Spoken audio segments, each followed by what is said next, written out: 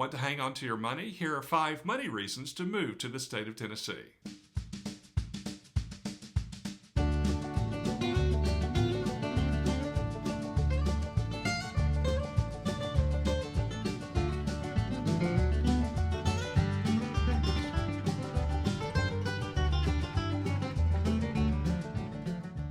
Welcome back. This is Robert C. Baker with Move to Chattanooga and Crye-Leike Realtors, where we teach you everything you need to know about relocating to Chattanooga, Tennessee. While this channel focuses on the greater Chattanooga area, all of these 5 monetary reasons can be applied to any location in the state of Tennessee. So, let's get started.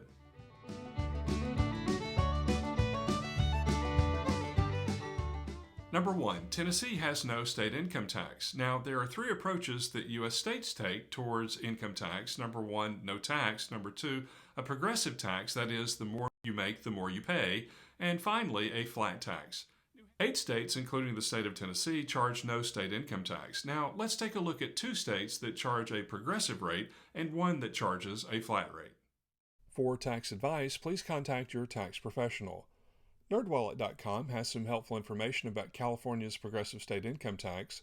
So, for example, if you make $50,000 a year, you'd pay $1,602.40 plus 8% of the amount over $46,394, whereas if you made $100,000 a year, you'd pay $2,581.60 plus 9.3% of the amount over $58,634. Now let's take a look at the state of New York. There, if you made $50,000 a year, you'd be paying $104.2 plus 5.97% of the amount over $21,400, whereas if you made $100,000 a year, you'd pay $45.79 plus 6.33% of the amount over $80,650. Illinois, of course, is a flat tax rate, and at $50,000 you'd be paying $23.60, whereas if you make $100,000, that amount would be doubled. A trade-off is that the state sales tax in Tennessee is high in comparison to other states. The state tax levy is 7%, and according to the Tax Foundation, in some locations, the state sales tax can be as high as 9.574%.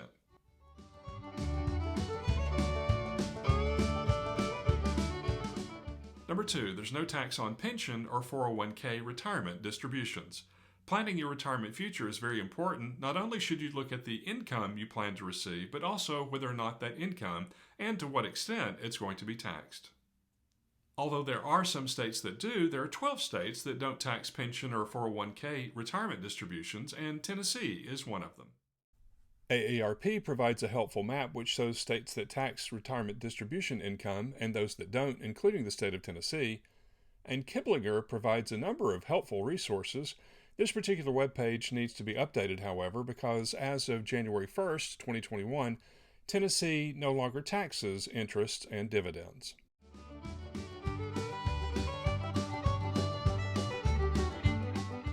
Number 3, lower cost of living. So you've taken a look at your income and are thrilled that the state of Tennessee is not going to tax any of it. What's the next step? Well, the next step is to see how far that income will go. Now, there are a number of online websites which will help you do a cost of living comparison, but make sure that you take everything you see online with a grain of salt. For my purposes, I'm going to compare Chattanooga, Tennessee to other locations simply because it's the greater Chattanooga area where I help folks buy and sell real estate.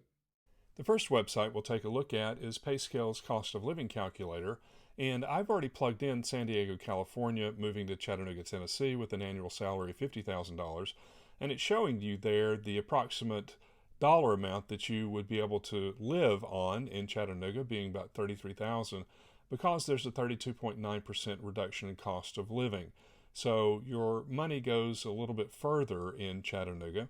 Now basically you can plug in any amount and any location. Here I'm going to plug in New York City, and we'll check to see what that is.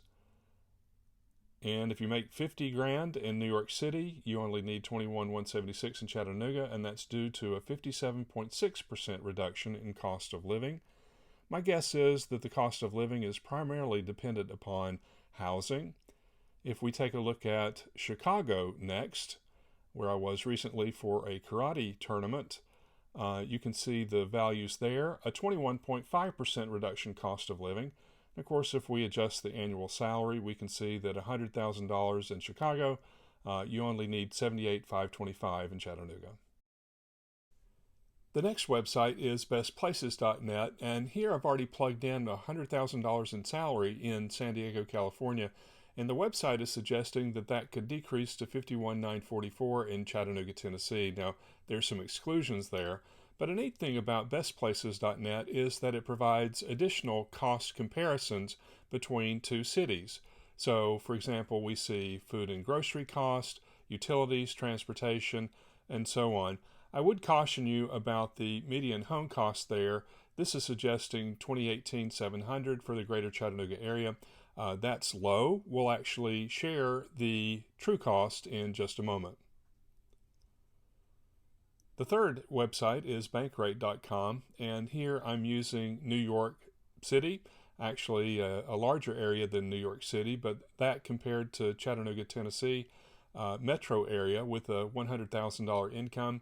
And it's saying that you need only $41,820.58 in the greater Chattanooga area.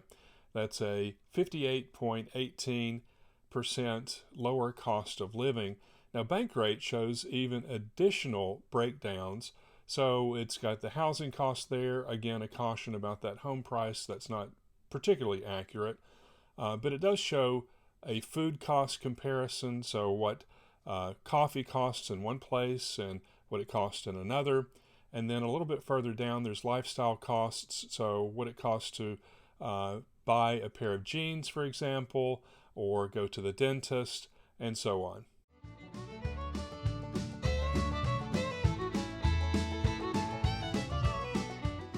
Number 4, lower home prices and lower rent. Say that you've been taking a hard look at the state of Tennessee, but you want to make sure that you get the most bang for your buck. Well, good for you. That's exactly what you should do. Just keep in mind that things are going to vary greatly from state to state, county to county, even street to street, but looking online, you can get a close approximation to what things are going to cost. While you certainly can look at online real estate websites, please be advised that some of these websites offer estimates that may be inaccurate or advertise listings that may have expired or perhaps have even sold. The Motley Fool has an article called Average House Price by State in 2021. This was originally published in 2020 but was recently updated. But if you'll scroll down about midway, you'll see the average home prices by state. So if we look for California, we see $683,996. That might get you a nice home in one place in California, but not in the next. Let's see, New York, $371,880. That might get you 600 to 800 square feet in a one-bedroom in Manhattan. Tennessee, they have $231,682. Again, this is an average price by state.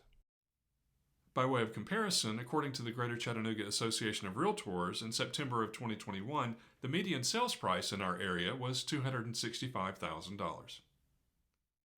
If you're looking to rent, Rent Cafe suggests that average rent in Chattanooga, Tennessee is about $1,200 per month, and that the average apartment size is about 937 square feet. Now, this looks to me to be pretty accurate, but a question I would have is this.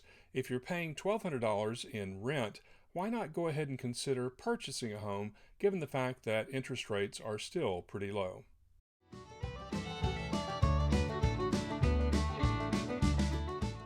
And number 5, lower property taxes. In addition to having lower prices of homes compared to major metropolitan areas, Tennessee has comparable or lower property taxes than those areas. The following website shows the effective tax rate, not the millage rate. So let's go back to smartasset.com because they have a property tax calculator, and let's take a look at San Diego, California.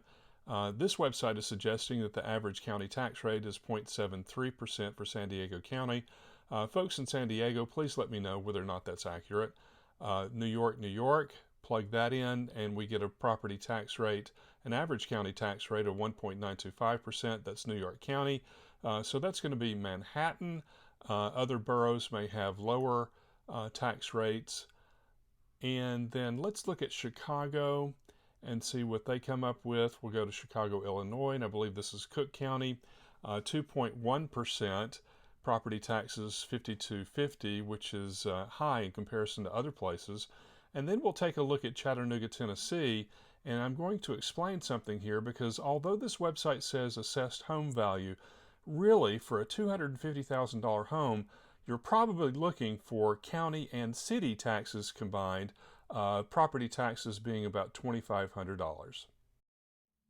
Bear in mind, even though your county's effective property tax rate may be equal to or lower than what you see in a county in Tennessee, your tax assessor may have assessed your property at a higher value.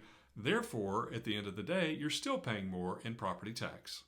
To find out what you're paying in property tax, please contact your local tax assessor. I hope you found this information helpful. If you're thinking about moving to Tennessee or Georgia, I'd be glad to help. Otherwise, I'd be happy to refer you to another qualified agent anywhere in the U.S. And if I could answer any question or point you in the right direction, just give me a call or text at 423-443-1649.